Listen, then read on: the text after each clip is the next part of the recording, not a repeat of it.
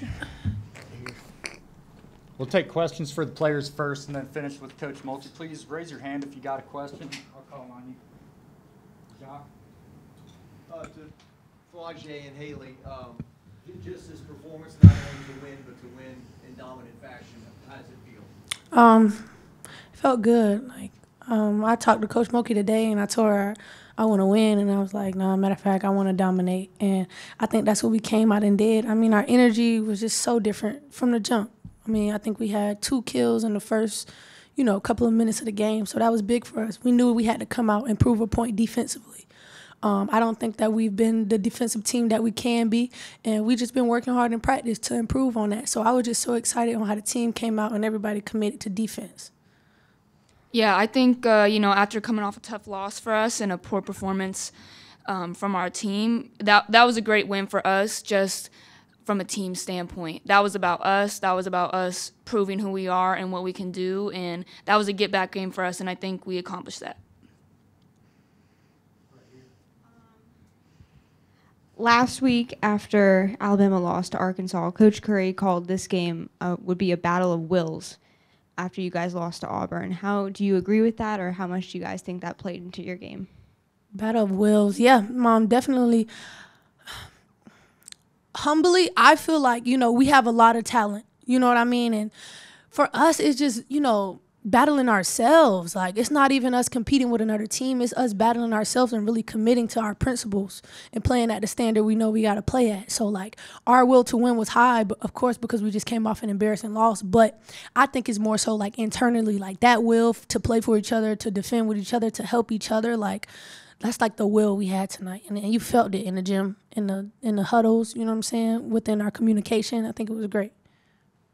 Yeah, I think in the first half they showed some will as well, with not having a great performance, and they got some steals. We got a lead. They came back. Angel was in foul trouble, but I think we showed obviously the strongest will in the end.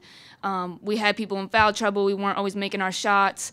In the second half, we came out and we executed and we locked the game down. So they definitely played a great first half, but we were able to run away with it in the second.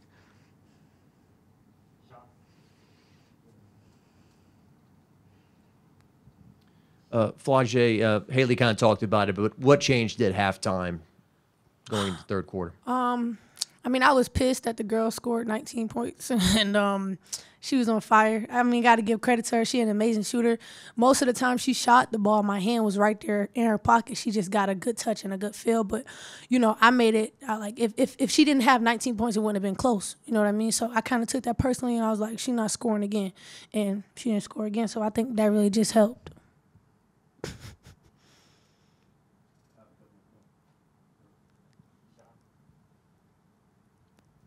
Flau'jae and Hailey, it's nothing new, but another record crowd as you go on the road. I've had like 5-6 times already. But how does that feel when you hear that, and what was it like to play against a crowd that was pretty intense?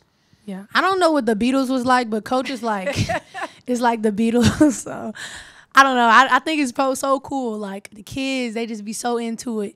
And what I really love the most about it is that whether I have a bad game or I think I have a bad game or whether I have a good game, like, they still like, Flau'jae, I love you, and you really inspire me. So that kind of just, I've been remind myself, like, the little girls are here, the little boys are here, and they're looking up to you. So it's cool to have the record-breaking crowds. We know, people want to come see us, but, like, the deeper impact that we have for the game and the way it's growing is just amazing to see. Yeah, obviously, like, it's just great for women's basketball. I think it's special. Like she said, like, we can go out and lose. Like, I can go out and have the worst game of my life, and they're still going to scream for me and cheer for me. And it just shows that it's really bigger than basketball at this point. We're role models for these girls.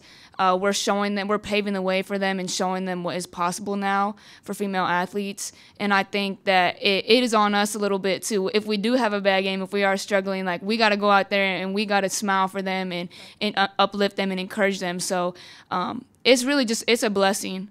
And we wouldn't change it for the world, and we appreciate everybody who comes. A lot of people travel a long ways to come watch us play, and we really appreciate that. We've got time for one more here for the players, and then maybe a couple on Zoom for the players.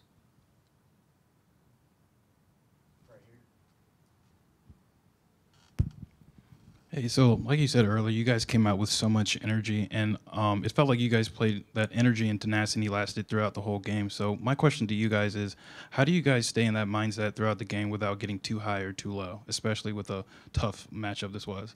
Yeah, I think it's just having poise. You know, I played in the SEC for like going on 2 years now. So for me, I know how things could change on a, you know, on a switch. Like, you know what I'm saying? We can go on a run, the team can go on a run, but it's just keeping my teammates poised. You know, really just like, you know, the younger ones. Hailey kind of knows how it goes. So like Michaela and whenever Aaliyah is in the game and, you know, Niece when she get right, I'm like, you know, let's just chill. Let's get a stop. And, you know what I'm saying? Let's just keep our composure. You know, if we want to be a team, we want to be and play at an elite level, we have to be poised. And I think that us playing together is just going to help that in the end. We've got time for a couple on Zoom here if there are any.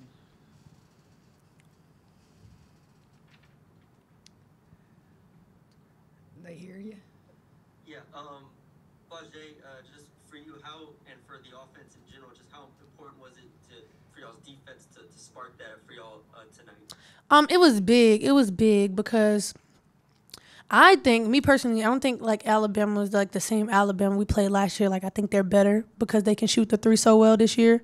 So in my head, I was just like defense and rebounding. Like that's what's gonna get us going because we can score. Like even when we don't shoot it well, I feel like I didn't have a good shooting night and I got to shoot the ball better. But we playing defense and we rebounding the ball and getting it out in transition. Like I tell them, like that's our game. So I think that just being prepared and like mentally, everybody was like defense, defense, defense. Do one more on Zoom for the players and then go to Coach Mulkey. Hey, Flau'jae, you talked about things turning on a switch. I just had like a 7-0 run. You made a great steal, and for some reason, when the referee said the ball dribbled off your leg, it kind of sparked him at the end, but y'all didn't let it get past halftime. Y'all kind of put your foot down. Y'all came out and started quickly in the third quarter and didn't let up. Yeah, that call really irritated me, but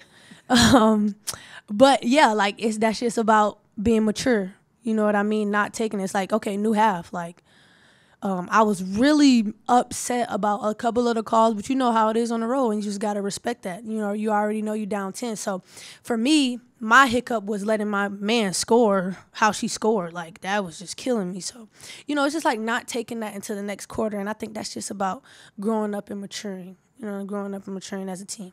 All right, thank you, girls. Thank you. A little bit. Recording stopped. All right, questions for Coach Mulkey. We'll go again in person here. Jock. Recording in progress. Coach, what did it mean to not only win, but to win decisively, finish? I told him in the locker room, when you come off a loss and you got to turn around and you go back on the road, those are hard games to win because you don't know the psyche of your team. You don't know if they're confident right now, if they're just kind of feeling insecure about themselves. You learn a lot about your team, and I learned a lot tonight with Angel Reese sitting over there in the first half. I thought Aaliyah was outstanding in her minutes. I thought that we kept our composure. We did lose the lead there at the end of the second quarter, but I thought we came out in the third and the fourth quarter like we were supposed to, and we executed. In the timeouts, we listened, and we didn't do much of that at Auburn. Now, I'm not taking anything away from Auburn. They got up in us. They made it hard on us. But I hope that we learned a lot from that loss, because if you don't learn, you're never going to get better.